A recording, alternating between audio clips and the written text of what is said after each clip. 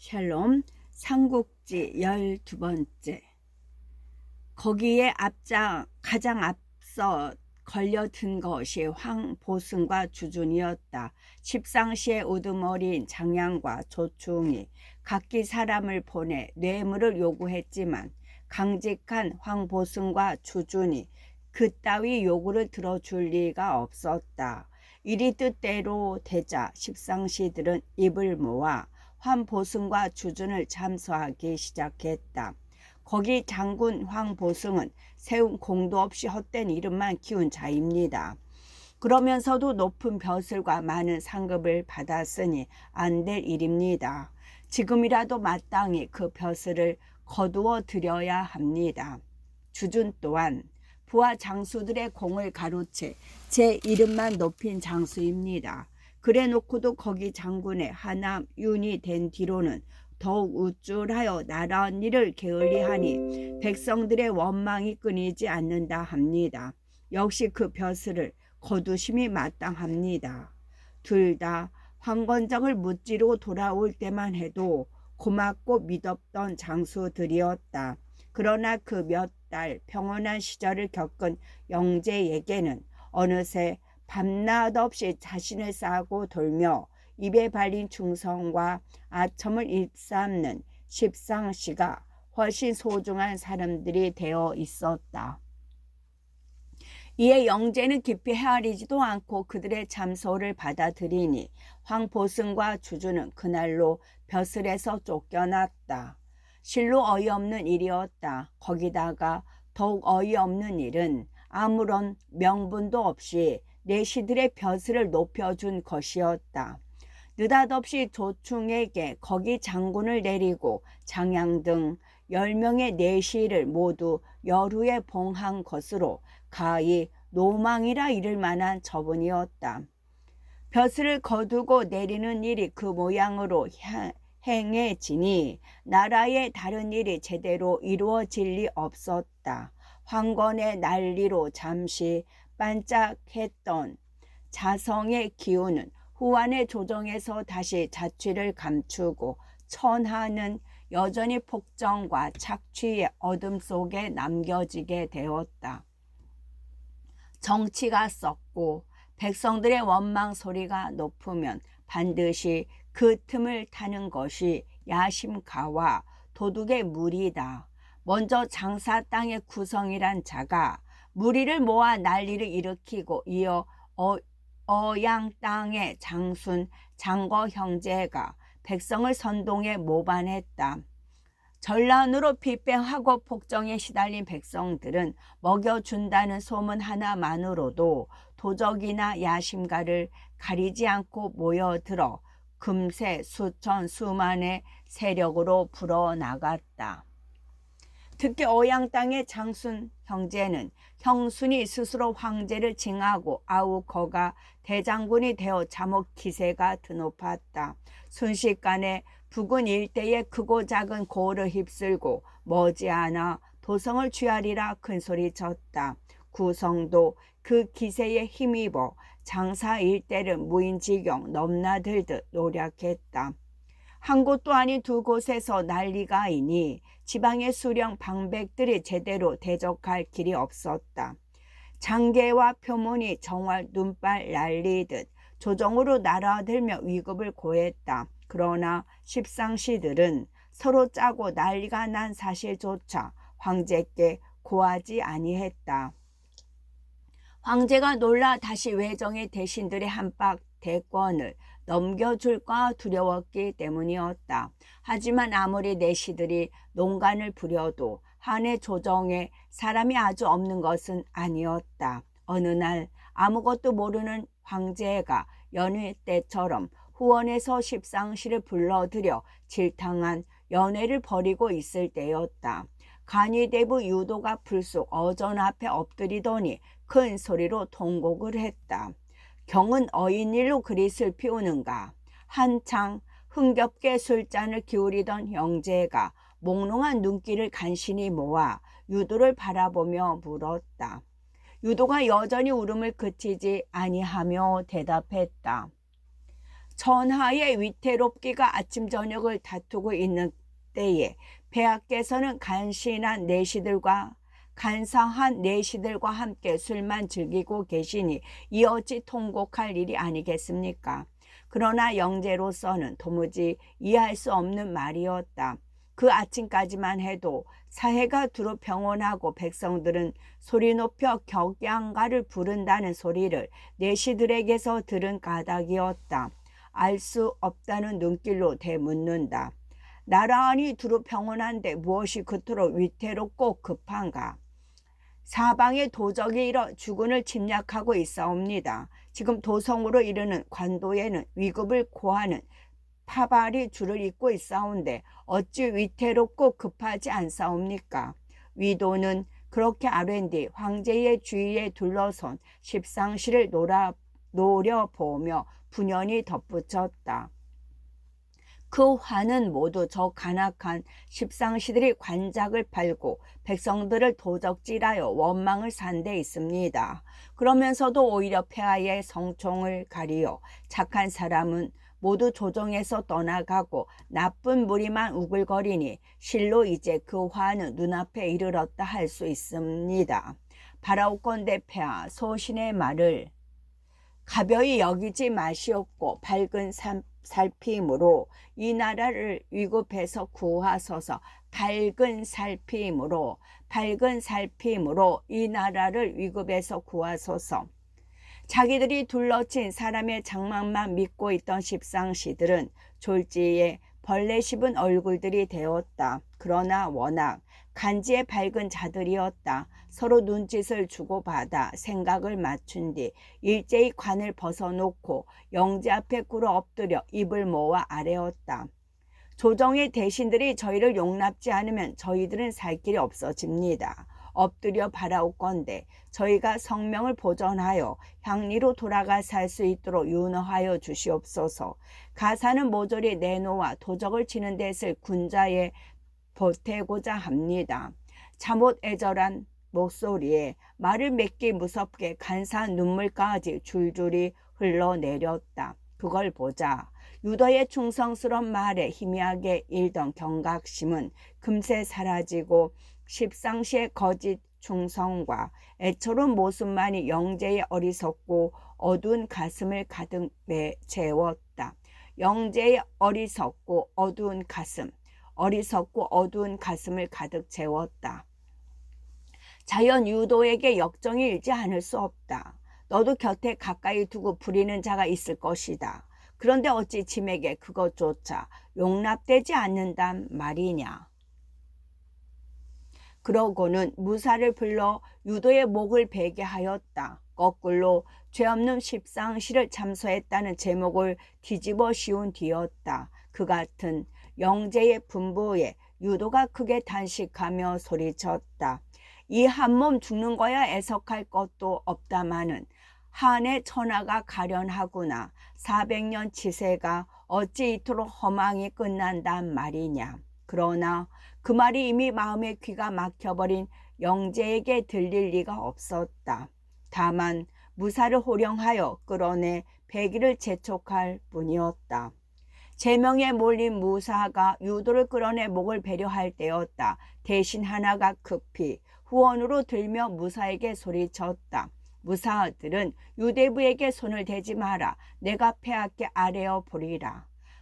보니 사도 진탐이었다. 진탐은 우선 유도의 형을 중지시킨 뒤 영제 앞에 엎드려 물었다. 유관이가 무슨 죄를 지었기에 주살하려 하십니까? 근신을 욕하고 비방했으며 아울러 짐을 모독한 죄인이라. 황제가 흐릿한 눈길로 대답했다. 진탐이 문득 소리를 높였다. 천하의 모든 백성들이 한결같이 저 간악한 십상시들의 고기를 씹고자 하나 폐하께서는 오히려 저들 받들기를 부모처럼 하시고 저들의 몸은 한치 공을 이룬 적도 없으나 폐하께서는 또한 저들을 높여 열후에 봉하셨습니다. 무릇 입 달린 자라면 누가 그 그릇됨을 말하지 않겠습니까? 더구나 봉서 등의 무리는 지난번 황건의 난때 도적들과 짜고 안에서 호응하기로 한 적까지 있사옵니다. 그런데도 폐하께서는 어찌 스스로 돌아보아 경계하지 않으시고 가만히 서서 저들의 나라 망치는 꼴을 구경만 하고 계십니까? 봉서 등의 안에서 난을 꾸미려 했다는 것은 아직 뚜렷이 밝혀진 일이 아니다. 또 경은 하나같이 십상시를 나라 망치는 간적으로만 몰아붙이나 어찌 이 중에 한둘이야 충신이 없겠느냐. 영제는 끝내 황관들을 싸고 돌았다. 그러나 진탐도 굽히지 않고 맞섰다. 원통함을 이기지 못해 스스로 머리를 들어 계단에 찌으며 십상시의 죄를 논하니 터진 머리에서 흘러내린 피가 조복을 흥건히 적셨다. 그걸 본 영제는 그의 충성심을 헤아리기는커녕 자신을 거스리는 것이라 여겨 크게 노했다. 무사들은 저 발칙한 놈을 끌어내 가두어라. 뒷날 유도와 함께 목을 베리라. 그렇게 소리치니 사도 진탐 또한 유도와 함께 나란히 옥에 갇히는 신세가 되고 말았다. 황제가 자기들을 편들어 이를 처결해 주기는 했지만 십상시들은 그래도 한가닥 불안한 마음이 일었다. 대신들이 유도와 진탐을 구하려고 시끄러운 논의를 일으킬 것 같은 우려 때문이었다. 죽여 입을 봉하는 것이 가장 좋은 계책이라 생각하고 그날 밤 몰래 사람을 보내 갇혀있는 유도와 진탐을 죽여버렸다. 그리고 마지못해 구성과 장순 형제 7일을 의논했다. 이번에는 황건난 때처럼 도성의 군사를 빼내 외정의 대신들에게 맡기는 일은 없어야겠네. 서원 8교 위는 우리 손에 남겨두고 도적 잡을 계책을 세우기로 하세. 우두머리의 하나인 건석이 먼저 그렇게 못 박았다. 이때 장양이 나섰다.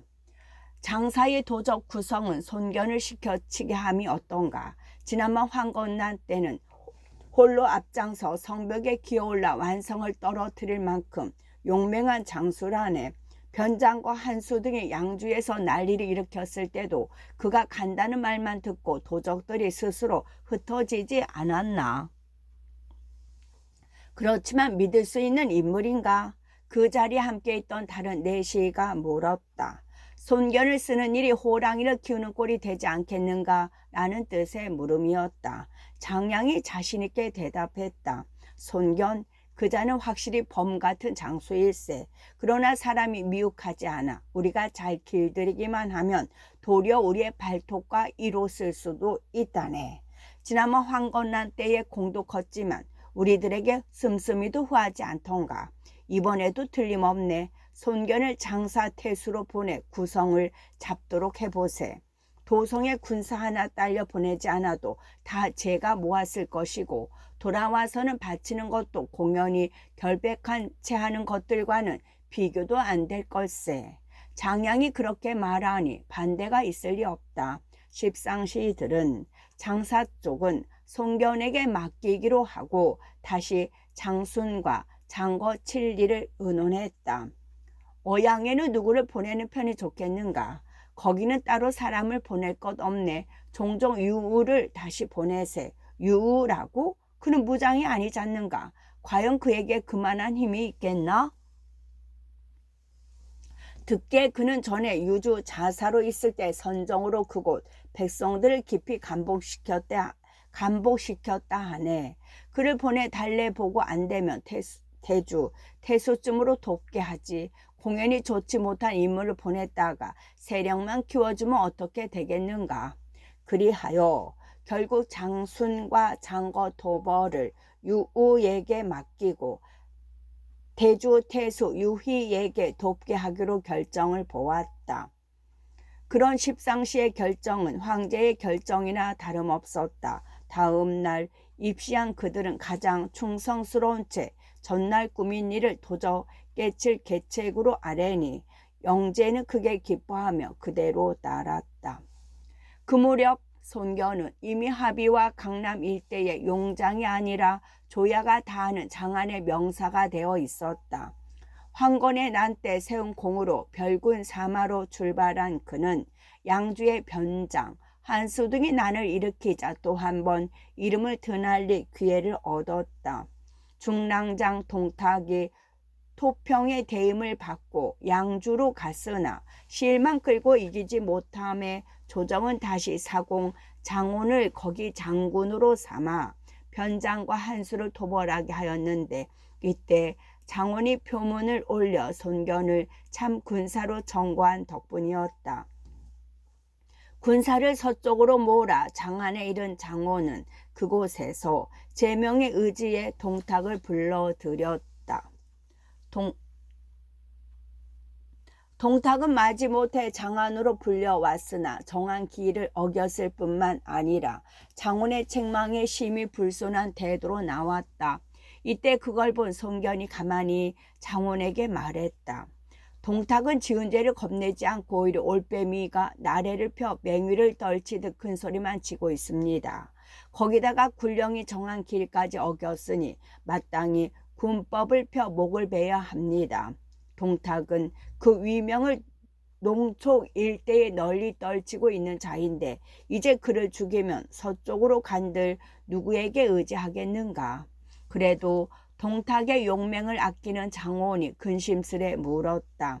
이에 손견이 더욱 강경하게 권했다. 명곡께서는 친히 왕명을 이끌고 출전하시어 위세가 전하를 올리게 하는데 어찌 동탁 따위 하찮은 이름에 의지하려 하십니까? 제가 동탁이 하는 양을 보니 용서할 수 없는 죄가 3가지나 됩니다. 첫째는 윗사람을 가볍게 여기고 예를 갖추지 못한 죄며, 둘째는 도적이 바로한 지 여러 해 되도록 토평하지 못해 군사의 사기를 꺾이게 하고 백성들로 하여금 조정의 힘을 의심하게 한 죄며, 끝으로는 대임을 맡고도 공을 이루지 못한 주제에 소환을 받고도 기일을 어기고 또 와서는 저토록 기고만장한 것입니다. 옛부터 뛰어난 장수치고 천자께서 내리신 부월의 의지에 무리를 이끌 때 죄 지은 자를 목베어 위험을 세우는 것을 망설인 적은 없습니다. 만약 명공께서 지금 동탁을 목베어 위험을 세우지 않으시면 장차 그 화가 어디까지 미칠지 모르게 될 것입니다. 그러나 장원은 차마 동탁을 죽이지 못하고 오히려 손견을 달래 보냈다. 자네는 이만 돌아가게 자칫 동탁의 의심을 살지도 모르겠네. 덕분에 동탁은 죽음을 면하고 장원의 휘하에 들어 다시 양주로 진군하게 되었다. 변장과 한수는 조정에서 보낸 대군이 동탁의 군사까지 아울러 오고 있다는 말을 듣자 대항할 엄두를 내지 못했다. 급히 무리를 흩고 각기 항복을 애걸해왔다. 이에 장원은 싸움 한번 해보지 못하고 군사를 돌려 낙양으로 돌아왔다. 나는 진압되었다 해도 싸움이 없었으니 농공 행상이 제대로 있을 리 없었다. 그러나 손견이 3가지 죄를 들어 장원에게 동탁을 목베기를 권했다는 소문이 퍼지자 듣는 사람치고 감탄하지 않는 이가 없었다. 그때 벌써 동탁은 조정 안팎 모두에게 그만한 미움과 두려움의 대상이 되어 있었다. 십상시들도 처음에는 그가 주는 뇌물 맛에 줄곧 그에게 국권을 주어 변방을 지키게 했으나 별 공도 없이 자기 세력만 기르려 하자 차차 동탁을 의심하기 시작했다. 동탁을 보는 눈길이 그처럼 미움과 두려움 아니면 의심에 가득 찬 바람에 거꾸로 득을 본 것은 손견이었다. 그는 싸움 한번 하지 않고 대단한 이름을 드높였을 뿐만 아니라 별로 학문이 깊지 못한 그에게는 명예롭기까지 한 의랑 자리까지 돌아왔다. 그런 뜻에서 보면 방금 그 토벌을 명받은 구성 또한 손견에게는 중요한 성공의 디딤돌이 되었다. 장사태수로 내려간 손견은 한편으로는 선정을 펴 백성들을 어루만지고 다른 한편으로는 벌써 10년이 넘도록 그를 따르는 내 장수, 황계, 한당, 정보, 조무를 앞세워 구성의 무리를 쳤다. 그렇지 않아도 드높은 손견의 위명이었다. 그가 장사에 대수로 왔다는 것만으로도 떨며 굴복해야 할 판에 생각 밖으로 세심한 보살핌까지 곁들이자 백성들의 마음은 금세 구성의 무리에게서 돌아섰다. 거기다가 벌써 수십 번의 크고 작은 싸움을 치른 손견의 내 장수가 정예한 관병을 이끌고 도벌해 오니 구성의 무리는 견딜 재간이 없었다. 달포 남짓 지나자 무리는 흩어지고 구성은 사로잡혀 배임을 당하고 말았다. 그러나 손견은 거기서 그치지 않고 다시 이웃군에서 구성과 내통하여 난리를 꾀하던 주조 관석의 무리들까지 뿌리 뽑으니 장사에 이웃한 새 고을이 일시에 조용해졌다. 조정은 그런 손견을 오정우의 봉에 그 공을 기렸다.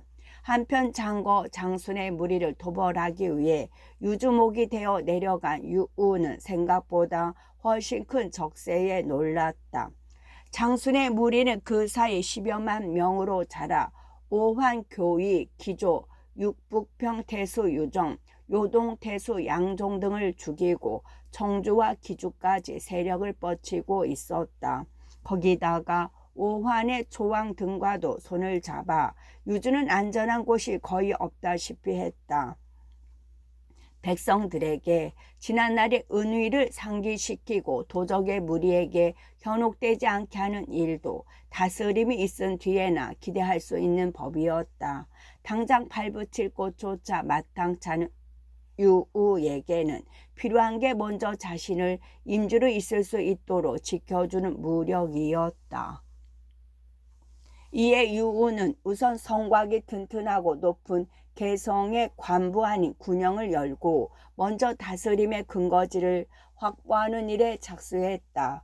장거와 장순이 그걸 보아 넘길 리 없었다. 곧 대군을 몰아 개성을 공격해 왔다. 이미 허약할 대로 허약해진 주군들인데다 그 자신 대단한 장약을 지니지도 못한 유우에게는 당연히 견디기 힘든 공격이었다. 다급한 유우는 같은 종시료 가장 가까운 고을의 대수대는 태주 태수 유회에게 구원을 정했다. 유현덕과 관장 삼형제를 숨겨주고는 있어도 그들이 왕법을 어긴 죄인이라는 게 잠옷 어림칙했던 태주 태수 유회였다. 구원을 바라는 유우의 글을 읽고 그들 삼형제를 위해 좋은 기회가 온 것으로 여겼다. 그 사람을 보내 현덕을 부른 뒤 유우의 글을 내보이며 말했다. 비록 그 도구가 탐학한 자라고는 하나 조정이 보낸 관리임에는 틀림없으니 그에게 매질을 한 것은 왕법을 범한 것이 아닐 수 없네. 그런데 이제 그 죄를 씻을 때가 왔네. 군사 3천을 빌려줄 테니 가서 유배관을 구하게. 그렇지 않아도 구차하게 숨어 지내는 것이 지루하고 괴롭던 유현덕이었다. 유회의 그 같은 말에 크게 기뻐하며 시키는 대로 따랐다. 관우 장비도 현덕과 크게 다를 바 없었다. 특히 놀고 먹느라 온몸이 근질근질하던 장비는 싸울 일이 생겼다는 말에 어린아이처럼 좋아했다. 유관장 삼형제는 그날로 대주병 3천을 빌려 바람과 같이 개성으로 달려갔다. 그들이 밤을 낮삼아 달려 개성에 이르렀을 때는 장거의 무리가 한창 공성에 열을 올리고 있는 중이었다. 이딴 승리에 취해 마치 전하가 저희들 것이라도 된 듯 경계를 게을리하고 있던 반도들은 갑작스런 원병이 나타나자 당황하고 말았다.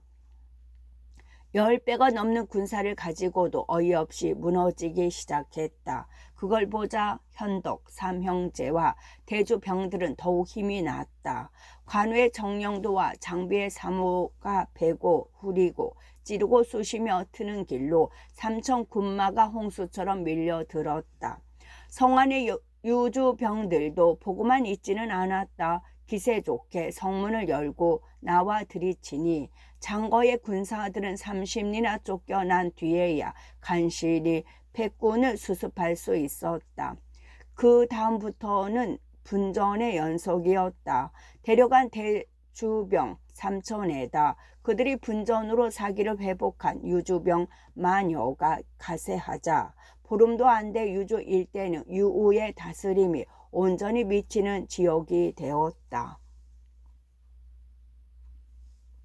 그러자 유우는 민심의 수습에 들어갔다. 수하의 간원들과 군사들에게 터럭만큼도 백성을 괴롭히지 못하게 하고 장거의 무리에 가담했던 자라도 마음 바꿔 돌아오면 관대하게 용서해 주었다. 그런 다음 오한의 초왕 등 장거의 모반에 동조한 자들에게는 그를 보내 달래는 반면 장거와 장순의 목에는 큰 상을 걸었다. 민심이 차츰 자신을 떠나고 동조자들도 하나둘 떠나가자 이리 그른 것을 안 장거와 장수는 저자까지 버리고 변경 밖으로 달아났다. 그러나 장수는 그 수하인 왕정에게 목이 잘리어 유우에게 되돌아오고 장거는 장순이 죽고 그 졸개들마저 항복해 버리자 스스로 목매달아 죽었다. 겉으로 보아서는 유우의 공으로만 보였지만 사실 그 모든 것을 가능하게 한 것은 뒤를 받쳐주는 유비의 무력이었다. 유우도 그걸 잊지 않고 첩보와 함께 유비의 큰 공을 아뢰는 표를 올렸다. 조정은 유우를 대위로 삼고 용고 후에 봉하는 한편 유비도 도구 때린 죄를 면해주고 하밀이란 곳에 승으로 삼았다. 그 뒤 다시 유비는 고당이란 곳에 위로 옮겼는데 어느 편도 세운 공에 비하면 하잘것없는 시골 벼슬아치에 지나지 않았다. 나중에 간신히 별무사마의 병원의 현령을 받게 되지만 그것도 실은 공손찬의 강경한 표문 덕분이었다. 그 사이 변방을 평정하고 오한 탐지왕과 그 족속들의 항복을 받는 등 어느새 조정도 무시할 수 없을 만한 군벌로 자란 공소찬은 유비를 위한 못지않게 자기의 근거지 가까운 곳에서 세운 유우의 공을 깎기 위해서도 유비의 공을 힘껏 축혀 세웠기 때문이었다. 장락궁의 피바람, 장락궁의 피바람. 구성이 죽고 장거 장순의 난리가 가라앉은 뒤에도 크고 작은 밀란과 소요는 끊이지 않았지만 사실 그것들은 손과 발 또는 가지와 잎의 우한에 지나지 않았다. 그러나 곪으면 반드시 터진다던가 마침내는 배와 가슴의 우한이라고 말할 수 있는 큰 난리가 다름 아닌 제도 낙양성 안에서 준비되고 있었으니 뒷날 이름한 바 십상시의 난리였다. 중평 6년 초여름 4월 노환으로 누워있던 영제는 스스로 명이 다했음을 알고 급히 대장군 하진을 궁궐로 불러들였다. 자신이 죽은 뒤에 이를 논의하기 위해서라는 구실이었다. 얼핏 보아서는 황후의 오라버니인 하진을 불러 왕실의 뒷일을 부탁하는 게 이상할 것도 없지만 사실 거기에는 좋지 못한 내막이 있었다. 하진은 원래 소와 돼지를 잡아 파는 도가에서 몸을 일으킨 사람이었다. 출신은 전하지만 아리따운 노이가 있어 그녀가 궁녀로 들어가면서부터 운이 열리기 시작했다. 누이가 궁녀에서 황제의 눈에 들어 귀인에 오르고 다시 황자 변을 낳자 왕후 송씨를 몰아내고 왕후의 자리에까지 오르니 하진도 왕실의 외척으로 따라서 쥐가 올라 마침내는 대장군으로 나라의 대권을 쥐기에 이른 것이었다. 하지만 그 같은 하황후의 길이 결코 순조롭기만 한 것은 아니었다. 한때는 하황후에게 빠져 전 황후의 송씨를 죄 없이 폐위시켰을 만큼 정신을 못 차리던 영제였으나 오래자나 역시 후궁 가운데 하나인 왕민에게로 총애를 옮겼다. 누구보다도 자신이 바로 그런 경로를 거쳐 황후의 자리에까지 오른 하황후로서는 두려운 일이 아닐 수 없었다. 그러다가 그 왕민이 다시 자신처럼 황자협을 낳자 참을 수 없게 된 하황후는 끝내 왕민을 독살하고 말았다. 일찍 어미를 잃은 황자협을 기른 것은 다름 아닌 영제의 어머니 되는 동태우였다. 원래는 해독 정우 유장의 아내였으나 아들이 환제의 양자가 되어 제위를 잇게 되자 궁중으로 모셔서 태우에 오르게 된 여인이었다. 그래도 양가 출신인 동태우에게 천하 백정의 누인 며느리가 마음에 잘 리 없었다. 거기다가 거두어 기르는 사이에 황자협이 남달리 영특한 것을 보자 흠뻑 정을 쏟게 되었다. 매양 하황후 소생인 변보다 영특하다는 이유를 내세워 협을 태자로 봉하도록 영제에게 권했고 영제의 마음도 차차 협 쪽으로 기울어져 갔다. 그런 영제의 마음을 더욱 굳혀준 것은 환관들이었다. 번번이 싸워 이기기는 했지만 환관들 쪽으로 보면 역시 가장 힘겨운 적은 외척들이었다. 하진의 사람됨이 그리 똑똑지 못해 아직까지는 커다란 부담이 되지 않았지만 하황후 소생인 편이 제위를 잇게 되면 사정은 크게 달라질 것임이 틀림없었다. 어린 황제를 대신해 사실상 정사를 휘어잡을 태우의 오라버니로서 언제 황관들에게 칼끝을 들이댈지 모르기 때문이었다. 그날 영제에게 하진을 궁 안으로 드리도록 한 것도 실은 그런 황관들의 꾀였다. 황제의 병세가 심상치 않음을 알자 중상시 건석이 가장 충성스러운 듯한 얼굴로 병상 곁에서 아뢰었다. 폐하, 만일 왕자 협으로 뒤를 잇게 하시려면 반드시 대장군 하진을 먼저 주살하셔야 합니다. 그렇지 않으면 큰 근심거리가 남게 되오니 그를 홀로 불러들여 베어버리십시오. 비록 혼미한 가운데 서지만 이미 협을 태자로 세울 뜻을 굳히고 있던 영제는 선선히 그 말을 받아들였다. 병권을 거지만 잡고 있다 해도 좋은 대장군 하진을 손쉽게 제거하는 길은 그밖에 없다고 판단했던 까닭이다. 하지만 내막을 알 리 없는 하진은 영제의 부름을 받자 별 생각 없이 궁으로 향했다. 그의 둔한 머리로는 제위를 잇게 될 생질변을 잘 돌봐주라는 고명이라도 내리려는 것쯤으로 지레 짐작한 때문이었다. 그런데 궁문에 이르러 막 안으로 들려 할 때였다. 사마반은이 가만히 다가와 일러 주었다. 들어가셔서는 아니 됩니다. 건석이 공을 해하려고 폐하를 충동에 부르게 한 것입니다.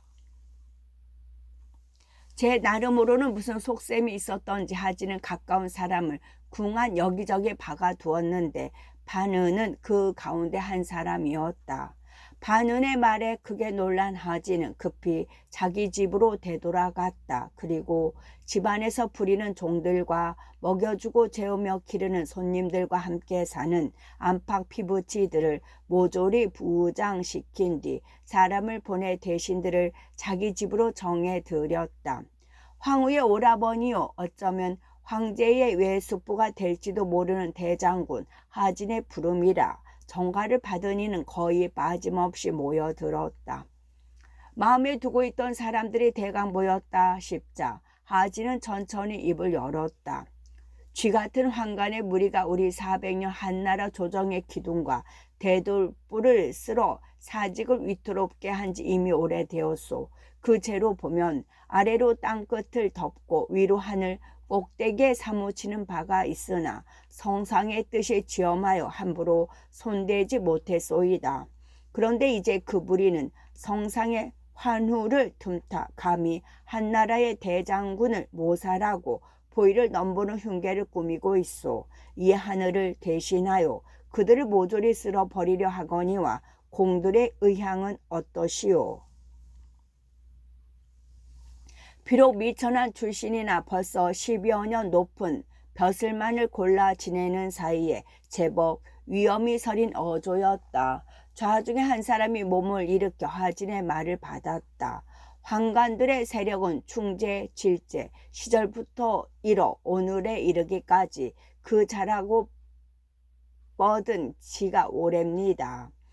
이제 줄기는 무성하고 뿌리는 넓게 퍼졌으니 어찌 한꺼번에 모조리 죽여 없앨 수 있겠습니까? 만약 이를 꾸밈에 치밀하지 못해 도리어 저들의 귀에 이 말이 들어간다면 멸문의 화를 면하기 어려울 것입니다.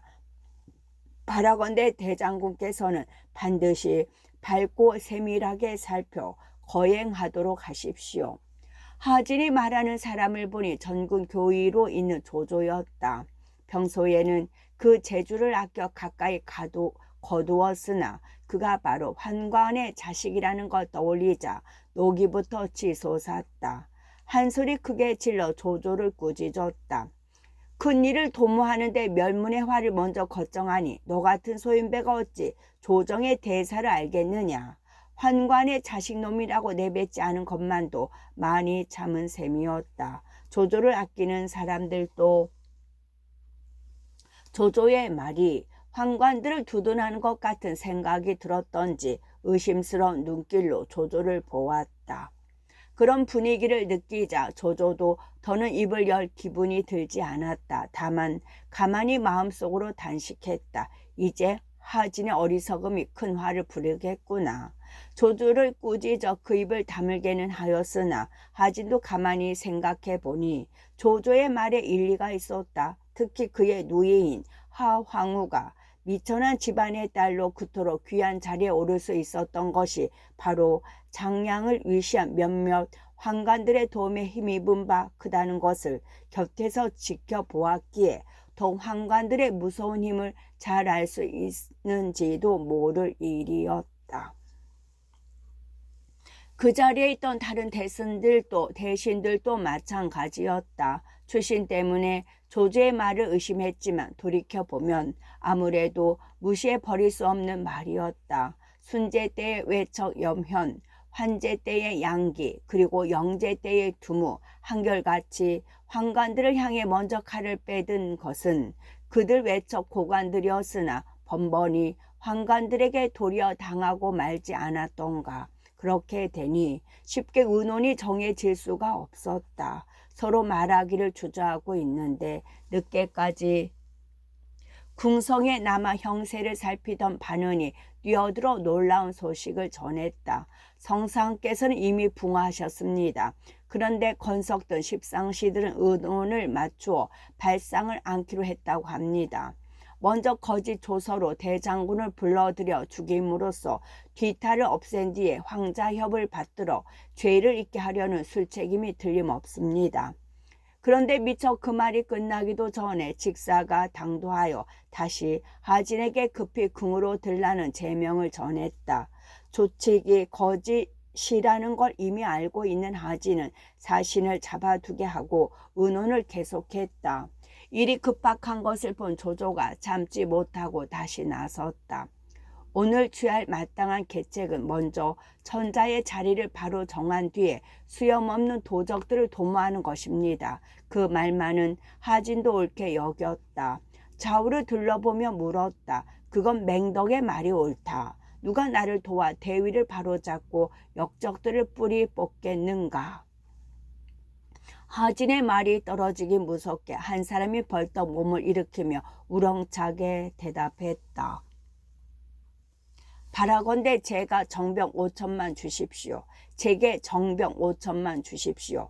궁궐문을 깨트리고 들어가 새로운 천자를 모신 뒤에 환관 놈들을 모조리 쓸어 가깝게는 조정을 깨끗이 하고 멀게는 천하를 평안케 하겠습니다. 하진이 기쁜 마음으로 바라보니 사의 교유로 있는 원소였다. 굳이 벼슬길을 마다하는 그를 중궁 교유로 점 조정에 불러들인 것이 바로 자신이라 하진은 더욱 마음이 기뻤다. 역시 원본초 뿐이로구나. 자네가 나서준다면 두려울 게 무엇 있겠나 라고 하며 원소에게 어림군 5천을 점거하여 맡겼다.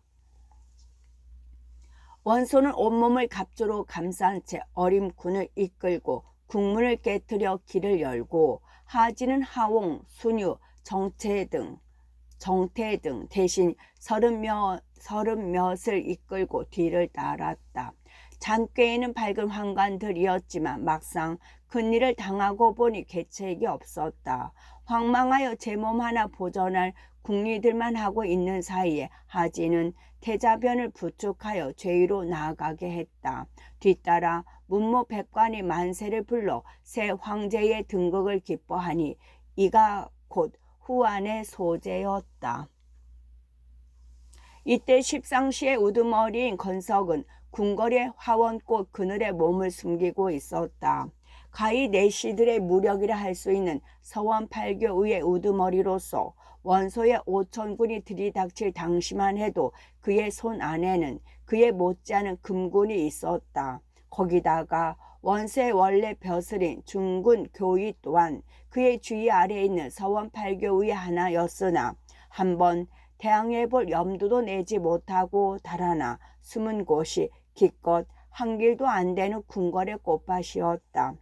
사사로운 욕심으로 뭉친 무리의 약점은 어려움을 당했을 때 가장 잘 드러나는 법이다. 사사로운 욕심으로 뭉친 무리의 약점은 어려움을 당했을 때 가장 잘 드러나는 법이다. 역시 증상시 가운데 하나인 곽승이란 자가 있었다. 가만히 생각해 보니 하진을 불러 헤아려던 이 일은 대개 건석이 주동된 일이라 모든 죄를 그에게 뒤집어 씌워 죽이면 자신은 살 길도 있을 것 같았다. 슬그머니 칼을 빼들고 다가가 건석을 찔러 버렸다. 그리고 아직 건석의 명령을 받들고 있는 금군들을 달래 대장군 하진에게 투항해 버렸다. 생각 밖으로 손쉽게 소재를 죽이게 하고 문무백관의 할애를 받고 있던 하진은 곽승의 그 같은 투항에 크게 기뻤다. 곧 그 죄를 없이 하고 금군들을 거두어 들이게 했다. 원소가 그걸 보고 하진을 일깨웠다. 환관들은 패를 지어 나라를 어지럽혔을 뿐만 아니라 대장군의 목숨까지 헤아려 한 못된 무리들입니다. 오늘 이 기세를 타 저것들을 모조리 주살해야 합니다. 부디 이 기회를 놓쳐 후환을 남겨두는 일이 없도록 하십시오. 그러나 하진이란 자의 사람 내미 또한 그리 밝지 못하였다. 그날의 형세를 모조리 자신에게 유리하게만 해석하고 있는 데다 옛날 미천했던 시절에 자기들 온누이를 도와준 환관들의 은공에 얽매여 얼른 결단을 못 내리고 망설였다. 그 사이 숨어서 일이 돌아가는 형편만 살피고 있던 나머지 환관들은 하진과 원소의 그 같은 대화를 전해 듣자 곧장 하태우에게 달려갔다. 그리고 전날 하태우를 한낱 궁녀에서 황후로까지 올리는데 가장 공이 큰 장량을 앞세워 애걸했다. 처음부터 대장군을 해하려고 이를 꾸민 자는 건석 한 사람뿐이었고 저희들은 전혀 관여한 바가 없습니다. 그런데도 대장군께서 원수의 말만 듣고 저희 무리를 죽이려고 하십니다. 태우마마, 저희들을 가엾게 여기시어 부디 성명이나 보전케 해 주십시오. 하태우는 오히려 그 사람됨이 오라비 하진에게조차 미치지 못했다. 한때의 은인이기도 한 장량이 허연 머리를 굽히며 눈물로 빌자 금세 마음이 부러졌다. 너희들은 너무 걱정하지 마라. 내 마땅히 너희를 지켜주리라. 그리고 하진을 불러들여 말했다. 오라버니, 우리는 원래 가난하고 보잘것없는 집안에서 올라왔습니다. 만약 그때 저 장량 등이 곁에서 도와주지 않았다면 어찌 오늘과 같은 부귀를 누릴 수 있겠습니까? 비록 건석이 흉측한 뜻을 품어 우리를 해하고자 하였다 하나 이미 그자는 죽임을 당했고 나머지는 죄가 없다 합니다. 그런데도 오라버니는 어찌 다른 사람의 말만 믿고 환관들을 모조리 베어 죽이려 하십니까? 그 말을 듣자 원소의 거듭된 권유로 간신히 다 잡아먹었던 하진의 마음은 다시 돌아섰다. 태우전을 나오기 무섭게 뭇 관원들에게 일렀다. 건성은 나를 해치고자 했으니 마땅히 일족을 멸해 본보기로 삼을 것이로되 그 나머지는 쓸데없이 해를 끼치지 않도록 하라. 그 말에 누구보다 놀란 것은 원소였다. 결혼하게 소리쳤다. 만약 잡초를 패고도 그 뿌리를 뽑지 않으면 반드시 좋은 밭을 망치게 될 것입니다. 대장군께서는 거듭 살펴 처결하십시오. 끝.